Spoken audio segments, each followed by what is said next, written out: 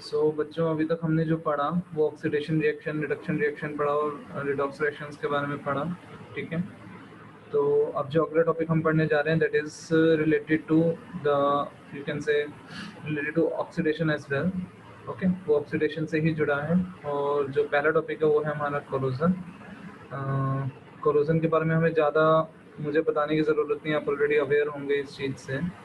तो कोरोजन का आप दोनों में से कोई मतलब बताएगा मुझे? You know it will be interactive session, तो बताइए कुछ भी मालूम है। जब कोई गलत की चीज टेंशन मत लीजिए। ऑक्सीजन या सॉरी, प्लीज गो अहेड। जब कोई चीज ऑक्सीजन से रिएक्ट होती है तो मतलब वो कोरोजन हो जाता है उस पे, जैसे कि कोरोजन हो रस्ट लग जाता है। आयरन पे। Slightly better but not completely. थोड़ा थोड़ा ठीक है मान्य, बट पूरी तरह से ठीक नहीं है। तो मीमांसा आप ट्राई करेंगे व्हाट इज कोरोजन? जंग लगना, वही। हाँ, तो कोरोजन का मतलब सिर्फ जंग लगना होता है। मतलब जंग तो सिर्फ लोहे पे लगता है ना, ठीक है। जो सिल्वर के कॉइन काले हो जाते हैं या कॉपर के बर्तन के ऊपर एक हरे हरे कलर की कोटिंग चढ़ जाती है, वो तो जंग लगने में नहीं आता ना। सो उसको आप क्या कहोगे? वो कोरोजन नहीं है।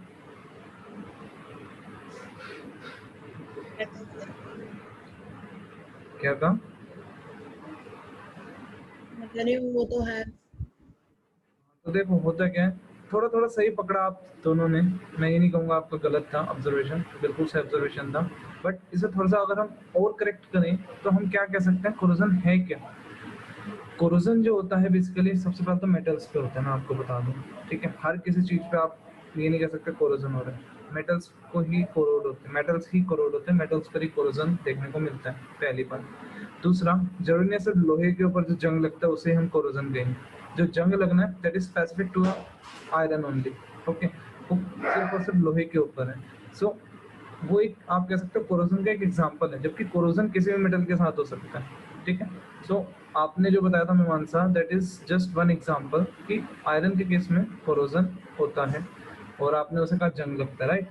बट अगर हम बात करें किसी भी मेटल की, जैसे फॉर एग्जांपल सिल्वर की, तो सिल्वर के केस में जो ब्लैक कोटिंग आती है या जो कॉपर के केस में ग्रीन कोटिंग आती है, वो भी एक एग्जांपल है corrosion. So corrosion is a broader thing, ठीक है। सिर्फ लोहे पे जंग लगता हुआ आप दोनों ने देखा होगा, दैट्स व्हाई आप कह रहे हैं कि वो कोरोजन होता है। But corrosion is a broad thing and rusting you can say is just an example of corrosion. तो ये बात समझे? हाँ जी। So rusting of iron is just an example of corrosion, not a corrosion completely. पहली बात। दूसरी बात, अभी कोरोजन होता किन की वजह से? ये बच्चों किसी भी वजह से हो सकता है। किसी भी मेटल पे जब कोई भी जैसे एसिड्स गिर सकते हैं, मॉइस्चर के कारण हो जाता है, ठीक है। तो ये सब चीजों के कारण जब मेटल के ऊपर आप कह सकते हो कि कोई सॉल्ट बनना शुरू हो जाता है, जो कि उस मेटल की स्ट्रेंथ को कम कर देता है, उस मेटल की शाइन को कम कर देता है, उस मेटल के जो प्रॉपर्टीज है, इंट्रिंसिक प्रॉपर्टीज, जो उसकी खुद की प्रॉपर्टीज है, अगर उनको बदल देता है, so that is called corrosion. For example, iron बहुत मजबूत होता है बच्चों, आप सभी जानते हैं, उसकी इंट्रिंसिक प्रॉपर्टी है। आयरन से इतने बड़े बड़े जहाज, इतने बड़े बड़े पुल बनाए जाते हैं, ब्रिजेस बनाए जाते हैं। यमुना का लोहे का पुल आप सभी जानते हैं, ठीक है ना। बट अगर उस पर कोरोजन हो जाए, उस पर रस्टिंग हो जाए कह सकते हो, तो होगा क्या? वो पुल कमजोर हो जाएगा और मे भी हो सकता है किसी दिन टूट जाए और बहुत बड़ा हादसा हो जाए, राइट।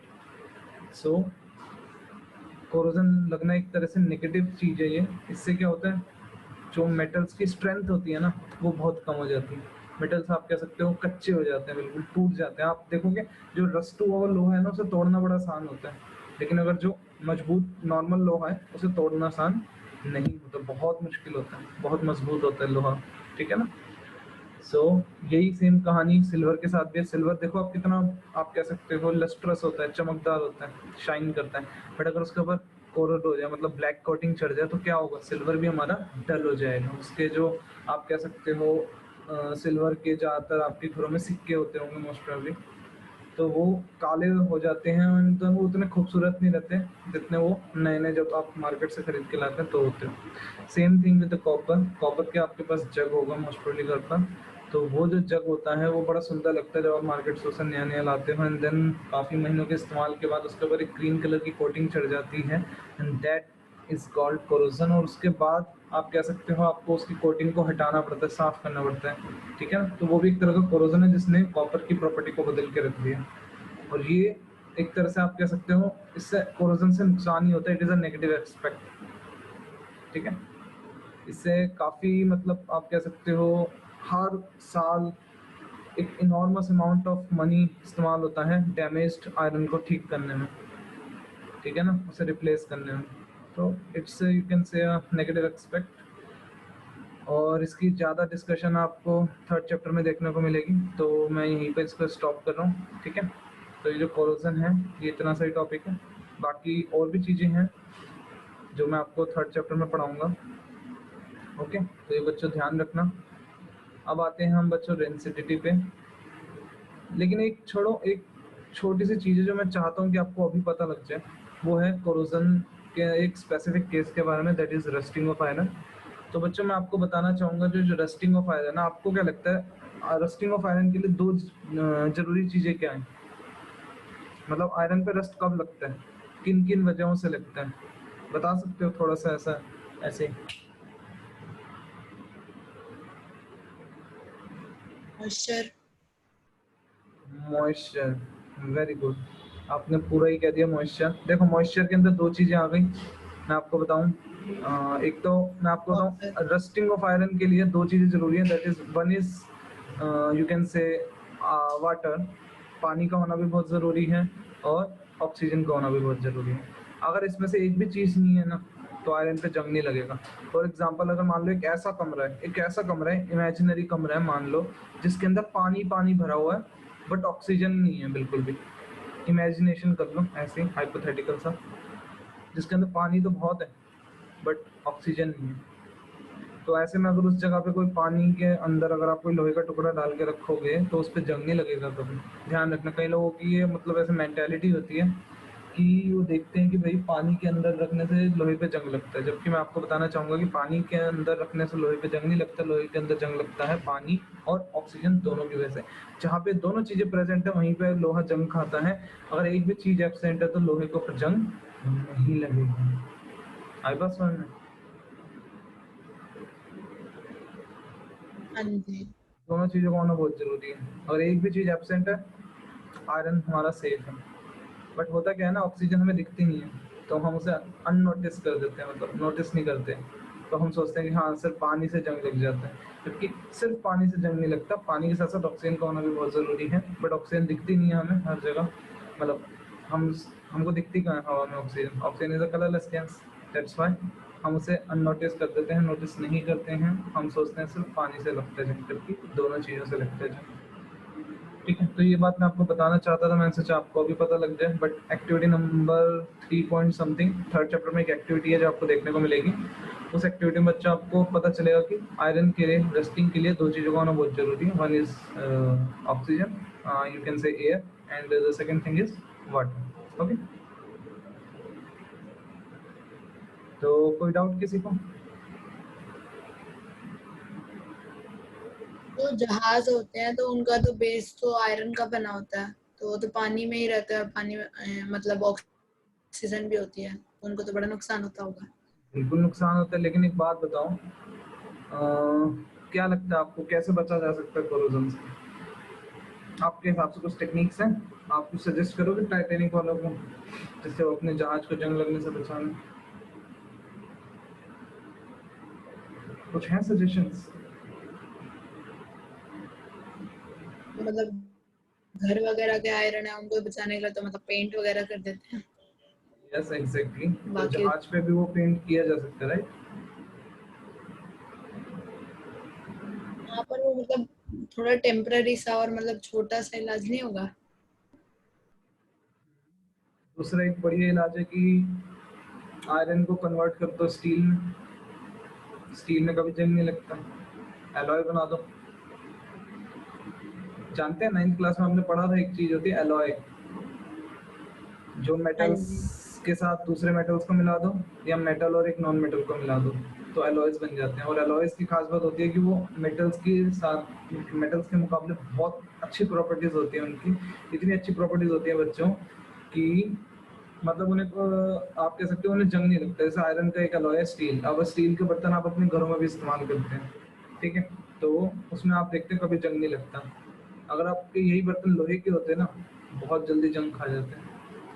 इवन हमारे घर में एक कढ़ाई है जो कि स्टील की नहीं है, लोहे की है, प्योर प्योर लोहा है, तो उसके ऊपर जंग लग जाता है, मैंने देखा है। तो उसके ऊपर तेल लगा के रखना पड़ता है, उसे साफ करके फिर तेल लगाना पड़ता है सो दैट कि वो ऑक्सीजन के कांटेक्ट में ना आए और उसके ऊपर जंग ना लगे। पानी तो लग ही जाएगा बट ऑक्सीजन के कांटेक्ट हटाने के लिए हम उसके ऊपर ऑयलिंग कर देते हैं और लोहे की अगर कढ़ाई किसी के दिन ऊपर। भूल गए ऑयलिंग करना तो तो उसके बाद जंग लग जाएगा, फिर उसे अच्छे से रगड़ना पड़ेगा, उसका जो जंग वाला हिस्सा वो हटाना पड़ेगा एंड देन फिर उसे साफ करना पड़ेगा। इसलिए उसकी केयर थोड़ी ज़्यादा है, ऑफ कोर्स ज़्यादा है हमारे में, ठीक है ना।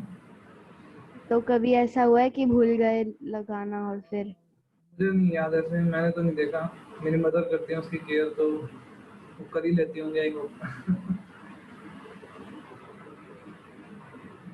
अगर जंग लग जाता तो उसे रिवर्स। नहीं, उसे रिवर्स तो नहीं किया जा सकता। अगर जंग लग जाए उसके लिए हो सकती है कोई एक्स्ट्रा प्रोसेस हो जो कि घरों में नहीं पॉसिबल, मे बी लेबोरेटरीज या फैक्ट्रीज में पॉसिबल हो, maybe I am not very sure. But ये जरूर हो सकता है कि अगर आप उस जंग लगी हुई चीज को मतलब खुरच दो, खुरचने से क्या होगा, उसकी जंग लगी हुई चीज हट जाएगी एंड देन प्योर मेटल की जो नीचे की लेयर होगी वो एक्सपोज हो जाएगी एनवायरनमेंट में, और फिर आप उसके ऊपर ऑयलिंग कर दो एंड देन उसे रख दो अपने यूज के लिए। समझ रहे हो, एक तरह से उसमें मेटल का लॉस हो रहा है। मेटल का लॉस कैसे हो रहा है, क्योंकि वो जो जंगला हुआ मेटल था वो तो हट गया, तो एक तरह से उसका वजन कम होता जाएगा धीरे धीरे। हाँ जी। तो कुछ मेथड्स मैं आपको बता दूं बच्चों, जैसे कि टॉपिक छिड़ा ही है तो मैं आपको बता दूं, एक सबसे बढ़िया मेथड है जो आयरन के केस में कोरोजन से बचाने के लिए यूज होता है, that is painting, oiling, greasing. It depends कि आप किस चीज़ को यूज़ कर रहे हो। अगर आपके घर के दरवाजे हैं लोहे की, मेन गेट है, तो आप उन्हें ऑयलिंग करोगे, सॉरी पेंटिंग करोगे। और अगर आपके जैसे कढ़ाई वगैरह है तो उसे आप ऑयलिंग कर सकते हो। और अगर आपके घर में जैसे आपकी साइकिल है, साइकिल की जो चेन होती है बच्चों लोहे की होती है, राइट, प्योर लोहा, वो स्टील की नहीं होती, तो उस पर आप ग्रीसिंग कर सकते हो, ग्रीस लगा सकते हो। ग्रीस लगाने से क्या होगा, आपकी वो चेन जो है वो ऑक्सीजन के कांटेक्ट में नहीं आएगी, भले ही वाटर के कांटेक्ट में आ जाए, ठीक है ना। तो ग्रेसिंग कर सकते हैं एंड देन आपका वो बचा रहेगा आपका साइकिल का चैन, ओके। एंड एक चीज और होती है, जैसे मैंने बताया अलॉइंग कर दो, स्टील में कन्वर्ट कर दो आयरन को। एक और चीज होती है गैल्वनाइजेशन बच्चों। गैल्वनाइजेशन आपको मैं बताऊं तो मेनली वो नॉन स्टिक फ्राइंग पैन्स में होती है, जिसमें क्या होता है एक जिंक की लेयर चढ़ा देते हैं, ठीक है, एक जिंक की लेयर चढ़ जाती है बच्चों आयरन के ऑब्जेक्ट के ऊपर, जिससे क्या होता है वो जिंक उसे बचाए रखता है फर्दर रस्टिंग से, ठीक है। गैल्वेनाइजेशन मैं आपको दिखाऊं तो रुको, मैं एक बार लखमीर सिंह खोल लूँ अगर मुझे है मेरे पास तो इसमें आपको थोड़ा सा अच्छे लग जाएंगे। चलो मुझे एक सेकंड पॉज करनी पड़ेगी रिकॉर्डिंग, पॉज करता हूँ रिकॉर्डिंग। हाँ जी, तो बच्चों हम यहाँ पे देख सकते हैं कोरोजन के बारे में, यहाँ पर कुछ लिखा हुआ है, तो ये लखमीर सिंह है बच्चों, इससे आप थोड़ा सा पढ़ लेना, घर पर आपके पास होगी, ठीक है ना। आप देख सकते हैं आयरन के ऊपर जंग लगा हुआ है, ठीक है। तो बाकी से डिटेल में तो थर्ड चैप्टर में आपको मैंने पहले ही बता दिया था, हम पढ़ेंगे, ओके। वापस हम आते हैं अपने दूसरे टॉपिक पर, रेंसिडिटी। बच्चों रेंसिडिटी जो होती है, रेंसिडिटी क्या होती है मैं आपको बताना चाहूँगा। रेंसिडिटी का मतलब होता है कि जो आपके ऐसे फूड होते हैं जिनके अंदर कुछ ना कुछ ऑयल कंटेंट होता है, अगर वो ऑयल कंटेंट ऑक्सीडाइज हो जाए, मतलब वो ऑयल जो है वो ऑक्सीडाइज हो जाए, तो होता क्या है उस खाने का स्मेल चेंज हो जाता है और अनप्लीजेंट सा हो जाता है एंड देन उसका टेस्ट में भी ज़्यादा अच्छा नहीं रहता। तो मतलब कुल मिलाकर उसके स्मेल और उसका जो टेस्ट होता है वो अनप्लीजेंट हो जाता है। ऐसे में जो हमारा वो फूड मटेरियल है जिसके अंदर फैट और ऑयल है, वो फूड मटेरियल खाने लायक नहीं रहता। और उसकी स्मेल और टेस्ट दोनों बेकार हो जाते हैं। और ये होते क्यों हैं? क्योंकि उनके अंदर जो फैट और ऑयल प्रेजेंट होते हैं वो ऑक्सीडाइज हो जाता है, ऑक्सीजन से रिएक्ट कर जाता है और वो रेंसिड बन जाता है। रेंसिड मतलब जिनका स्मेल और टेस्ट अनप्लीजेंट हो जाए, ठीक है। इस प्रोसेस को कहते हैं हम rancidity. So rancidity is, you can से, रेंसिडिटी की डेफिनेशन अगर आपको पढ़नी हो तो आप यहाँ से पढ़ सकते हैं। रेंसिडिटी क्या होती है बच्चों? The condition produced by aerial oxidation of fats and oils marked by unpleasant smell and taste, ठीक है ना। ये एरियल ऑक्सीडेशन का मतलब बच्चों मैं आपको बताना चाहूंगा, एरियल ऑक्सीडेशन का मतलब हवा के कारण जो ऑक्सीडेशन होती है। एरियल ऑक्सीडेशन मतलब जो हवा के कारण ऑक्सीडेशन, ठीक है। ये चीज ध्यान रखना। So the condition produced by aerial oxidation of fats and oil in foods marked by, मतलब जिसमें हमें पता कैसे चलता है अनप्लीजेंट स्मेल और टेस्ट से, उसे हम कहते हैं रेंसिडिटी, ठीक है। रेंसिडिटी से क्या होता है बच्चों? उसके फूड की जो आप कह सकते हो क्वालिटी है वो खत्म हो जाती है और वो अनफिट हो जाता है, क्या कहते हैं, खाने के लिए, ठीक है। और इसको रोका कैसे जा सकता है? रेंसिडिटी को रोकने के कुछ तरीके हैं जो मैं आपको बताना चाहूँगा। जैसे एंटीऑक्सीडेंट्स फूड में डाल दो। एंटीऑक्सीडेंट्स क्या होते हैं? कुछ सब्सटेंस होते हैं या केमिकल्स होते हैं जिससे आपकी ऑक्सीडेशन रुक जाती है, ठीक है। दूसरी चीज है, मैं आपको बताना चाहूँगा रेंसिडिटी को कैसे प्रिवेंट किया जाता है। जो आपके फूड मटेरियल है जिसके अंदर आप कह सकते हो ऑयल और फैट्स हो सकता है, लाइक आपके चिप्स हो गए, नमकीन हो गई, उनको आप कह सकते हो ऐसे पैकेट्स में बंद कर दिया जाए जिसके अंदर नाइट्रोजन गैस प्रेजेंट है। तो नाइट्रोजन गैस क्या करेगी? उस मटेरियल को जिसके अंदर ऑयल और फैट्स प्रेजेंट है उन्हें ऑक्सीजन से रिएक्ट होने से रोकेगी। तभी आपने देखा होगा जितने भी बड़े बड़े मैन्युफैक्चरर्स होते हैं चिप्स के या नमकीन्स वगैरह के, वो अपने जो फूड है जैसे चिप्स हो गए, नमकीन होगा, उन्हें प्लास्टिक बैग में भर के रखते हैं और वो उनके अंदर ढेर सारी गैस भर देते हैं, नाइट्रोजन गैस। इसलिए फूले फूले से आपको देखने को मिलते हैं चिप्स के पैकेट। उनके अंदर चिप्स होता है मुश्किल से 25 ग्राम, 30 ग्राम, 40 ग्राम बस, और बाकी हवा होती है और देखने में बहुत बड़े बड़े होते हैं वो पैकेट।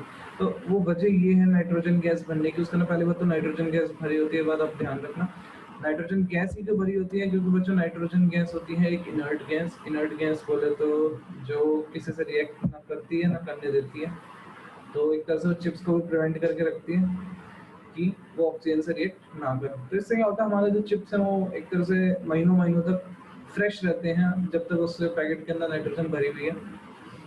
इसलिए हमेशा ध्यान रखना कि जब भी आप पैकेट खरीदने जाओ तो फूला हुआ होना चाहिए, ठीक है। चलिए, तो ये बात मतलब में जब वो कोई पीले डाउट? सीले से हो जाते हैं तभी ये होता है हाँ, जब रेंसिडिटी। उनके हवा खत्म हो जाती है ना, आप देखते हो पैकेट फूस गए हैं और फिर उन्हें आप खरीद के खा रहे हो, तो क्या होता है वो उतना स्वाद नहीं रह जाता उनके अंदर जितना फूले फूले पैकेट का स्वाद होता है। ये कभी ऑब्जर्व करके देख लेना, ठीक है।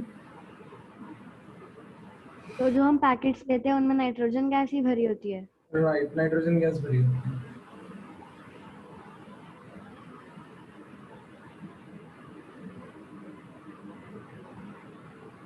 बिल्कुल सही कहा आपने, ओके। और रेंसिडिटी को धीमा कैसे किया जा सकता है कि आप अपने जो खाना है उसे रख दें रेफ्रिजरेटर में, मतलब फ्रीजर में रख दें, तो उससे भी रेंसिडिटी आपकी धीरे की जा सकती है। या फिर आप अपने घर में जो नमकीन ला रहे हैं बच्चों, उसे एयर टाइट कंटेनर में रख दें। एयर टाइट कंटेनर मतलब जिससे क्या हो कि कंटेनर के अंदर ऑक्सीजन गैस जा ही ना पाए। तो बिल्कुल एयर टाइट कंटेनर में रखने से क्या होगा, वो आपकी जो नमकीन, बिस्किट या जो भी चीज़ है ऐसी जिसके अंदर फैट हो सकता है, वो आपकी फ्रेश रहेगी, ठीक है। ये बात समझ रहे हैं?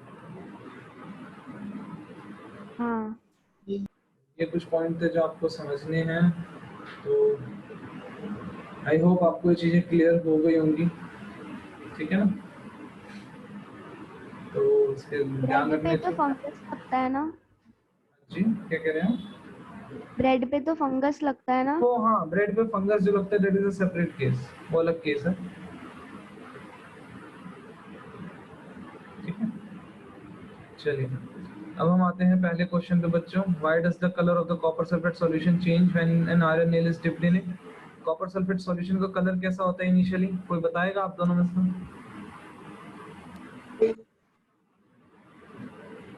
Sorry, blue blue. और जब आयरन नेट डाल देते हैं तो कैसा कलर हो जाता है? ग्रीन। ग्रीन। और वो होता क्यों है? वाई? इसका रीजन क्या है? क्योंकि आयरन जो है वो हाई रिएक्टिव है उससे कॉपर से, और उसको डिस्प्लेस कर देता है उसके सॉल्ट में से। Very good. और वो आयरन सल्फेट बना लेता है, that is green in colour. Very good. और आपको एक डबल डिस्प्लेसमेंट रिएक्शन का एग्जांपल देना है इसमें, other than the one given in activity number 1.10। तो बच्चों इसका एग्जांपल आप दे सकते हैं डबल डिस्प्लेसमेंट रिएक्शन का, other than the one given in 1.1 activity 1.10 activity. तो डबल डिस्प्लेसमेंट का एक एग्जांपल आपको याद होगा, एक्टिविटी नंबर 1.2 में भी था हमारी एनसीईआरटी की, लेड नाइट्रेट और पोटेशियम हाइड्राइड वाला, है ना? वो दे दीजिएगा, याद है ना? हाँ जी। वेरी गुड, बहुत बढ़िया। चलिए अब आगे आते हैं third question, identify the substance that are oxidized and the substance that are reduced. वो सब्सटेंस बताइए जो ऑक्सीडाइज हो रहा है और वो सब्सटेंस बताइए जो रिड्यूस हो रहा है। तो मैं आपको बताना चाहूंगा बच्चों, ऐसी रिएक्शन में जो आप देख सकते हैं सोडियम और ऑक्सीजन की, तो इसमें आपको बताना चाहूंगा जो सोडियम है ये ऑक्सीडाइज हो रहा है, ठीक है? आप देख सकते हैं सोडियम के साथ ऑक्सीजन जुड़ रही है, तो सोडियम ऑक्सीडाइज हो रहा है, याद रखिएगा, ठीक है? हाँ जी। और बच्चों इस केस में आप क्या कह सकते हैं, कॉपर ऑक्साइड जो है वो रिड्यूस हो रहा है कॉपर में, और हाइड्रोजन जो हो रही है वो ऑक्सीडाइज हो रही है वाटर के रूप में, है ना? हाँ जी। राइट। तो ये आप बच्चों ध्यान रखना। मान्य कोई डाउट इसमें बच्चे? No sir. Very good.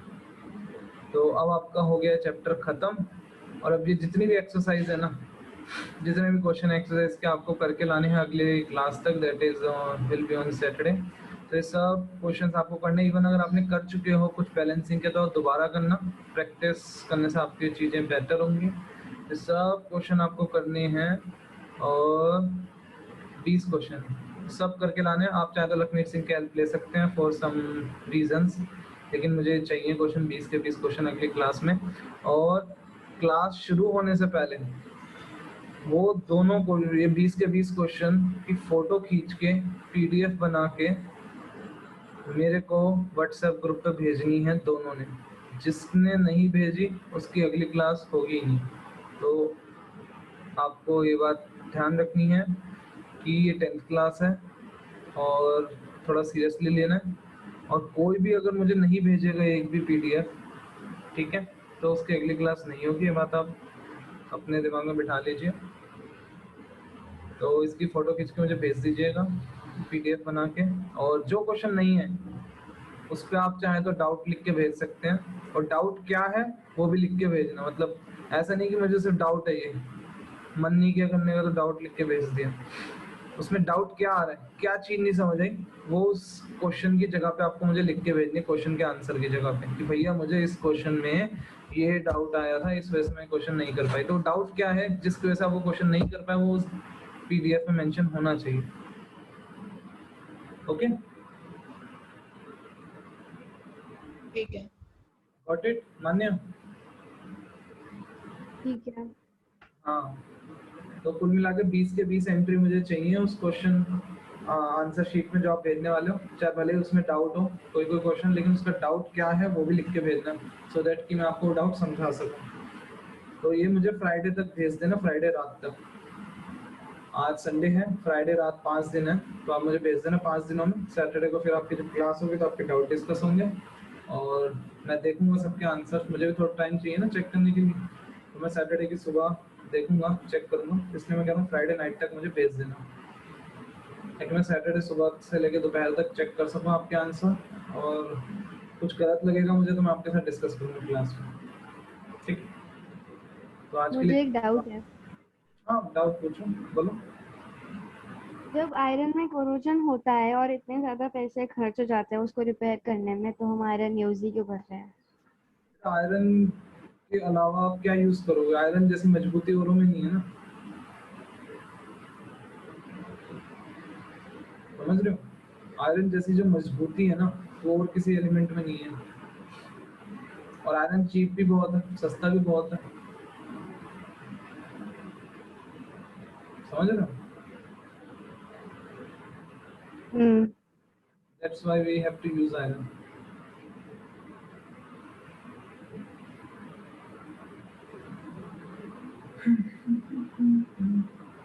और बेटा जंग तो दूसरे आई मीन कोरोजन तो दूसरे मेटल्स में भी हो सकता है, ठीक है ना? और कोई डाउट? तो मतलब चाहे कुछ भी हो पैसे तो खर्च होंगे ही, मतलब रिपेयरिंग में ऑफकोर्स तो लग। जिंदगी में आओ तो पैसा तो खर्च होगा ही, यही तो लाइफ है, पैसा कमाते रहो खर्च करते रहो।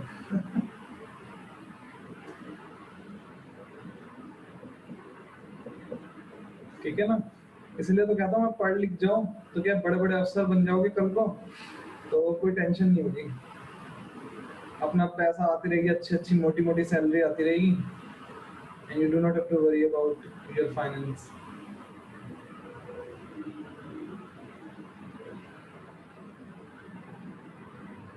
ठीक है ना?